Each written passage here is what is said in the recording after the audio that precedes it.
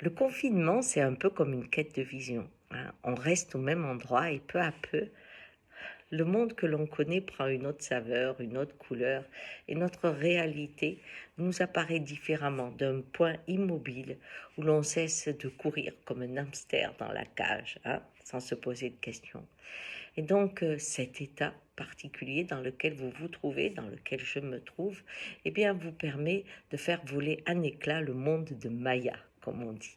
Et je vous parlerai au cours de ces jours de plusieurs mondes de Maya qui s'effondrent. Aujourd'hui, je vais vous parler de la solitude.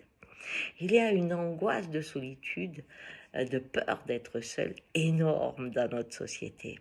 Et pour ne pas être seul, on fabrique des liens de mariage, de famille, qui donne l'illusion qu'on n'est pas seul. Alors tant qu'on a une grosse activité, tant qu'il y a des amis à voir, tant qu'il y a une vie qui ne s'arrête pas, eh bien on peut se dire oui, mais je suis en couple, oui, je suis en famille, etc. Mais quand tout s'arrête, la réalité du lien apparaît. Et pour beaucoup, ça va être la découverte terrible d'être seul à deux, d'être seul en groupe. Et cela peut être violent ou triste, je ne sais pas, chacun le vivra à sa façon, mais c'est un moment extrêmement difficile.